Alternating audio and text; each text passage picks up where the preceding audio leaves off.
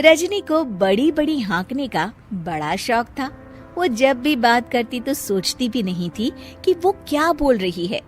एक दिन रजनी अपनी सास से कहती है, माँ जी, आपको पता है मेरे लिए तो अमेरिका से लेकर लंदन तक के रिश्ते आ रहे थे, लेकिन मैंने तो सोचा शादी करूंगी तो इंडिया में ही करूंगी और कहीं नहीं।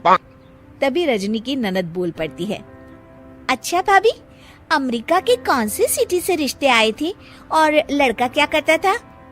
अरे किसी मार्क करके कुछ नाम था, किसी सोशल नेटवर्किंग साइट के लिए काम करता था। भाभी, कहीं आप मार्क जुकरबर्ग की तो बात नहीं कर रही हैं? यही नाम था, तुम्हें कैसे पता? ननद मुंह बनाकर कहती है, दरअसल भाभी, उन लोगों की गाड़ी हमारे घर के सामने से ही निकली थी और आपके घर का पता पूछ रहे थे। रजनी समझ जाती है कि उसकी बात पकड़ी गई है, लेकिन वो जरा भी परेशान नहीं होती और रॉब से कहती है, हाँ, पता है, बहुत बड़ी बड़ी गाड़ियां थी उन लोगों के पास। रजनी ये कहकर वहाँ से निकल जाती है। एक दिन रजनी का पति ऑफिस के लिए तैयार हो रहा होता है और उसे देर हो रही थी। वो रजनी से कहता है, अरे रजनी, कहाँ हो? जल्दी से खाना दे दो। अरे रजनी, काम में जरा तेजी ला, सारा दिन घर में बैठी रहती है, किसी को ऑफिस जाना है, किसी को कॉलेज, जरा नाश्ता खाना तो वक्त पर तैयार कर दिया कर। अरे हाँ, नाश्ते का डिब्बा पति को देते हुए कहती है, वो तो इस घर में काम करने वाला कोई नहीं है, वरना मैं जितना पढ़ी लिखी हूँ ना, प्रधानमंत्री की भी नौकरी मुझे आसानी से मिल जाए।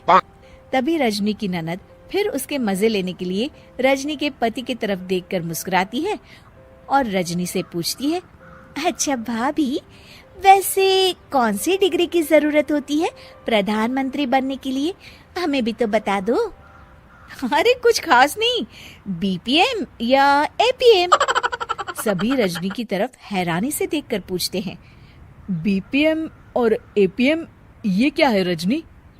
रजनी अकड़कर कहती है, अरे पढ़े लिखे हो तो पता चले ना, बैचलर इन प्रधानमंत्री और मास्टर इन प्रधानमंत्री। अब क्या था, रजनी की ननद और पति मुंह छुपा छुपा कर हंसकर निकल जाते हैं। रजनी समझ नहीं पाती है कि आखिर हुआ क्या।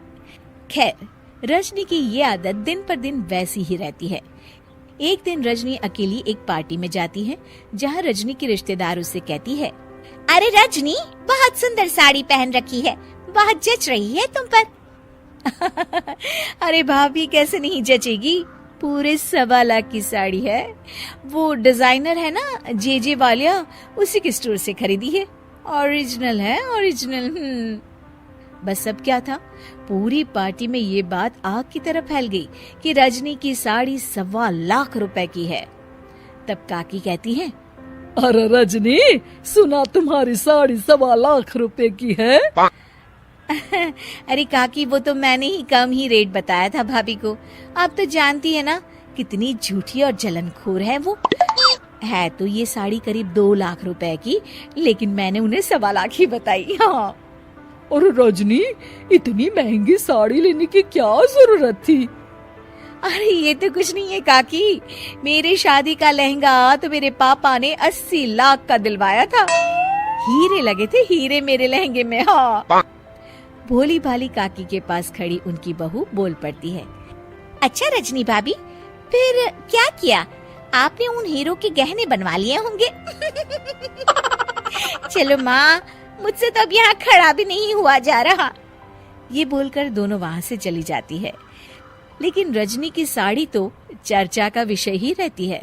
अचानक पार्टी में एक महिला आती है जिसने बिल्कुल रजनी जैसी साड़ी पहनी होती है।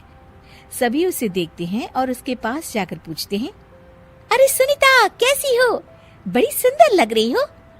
सभी सुनीता के पास जाते हैं। रजनी भी खड़ी होकर उसे देखती है और अपनी चोरी पकड़ी जाने पर घबरा रही होती है। मैं तो ठीक हूँ, आप लोग सब मेरे पास कोई खास बात क्या? और अब बेटिया, ये साड़ी तेरी बड़ी प्यारी है, कहाँ से ली? और बुरा न मानना, कितने की ली? अरे काकी, आप तो बड़ी है, आपकी बात का क्या बुरा मानना, ये साड़ी ना चुन्नू वाले से 1500 की ली है। ऐसी पूरे दुकान में सिर्फ 2 ही साड़ी थी, एक मैंने ले ली और एक रजनी भाभी ने। तभी सुनीता की नजर रजनी पर पड़ती है। अरे रजनी भाभी, आपने भी वही साड़ी पहनी है। फोन पर बात कर लेती तो मैं कुछ और पहनाती। अब क्या था, रजनी की तरफ सारे रिश्तेदार देखने लगते हैं और रजनी वहां से सर पट निकल जाती है। वो मन में सोचती है कि अब मैं कभी हाँकने वाली बात नहीं किया करूंगी।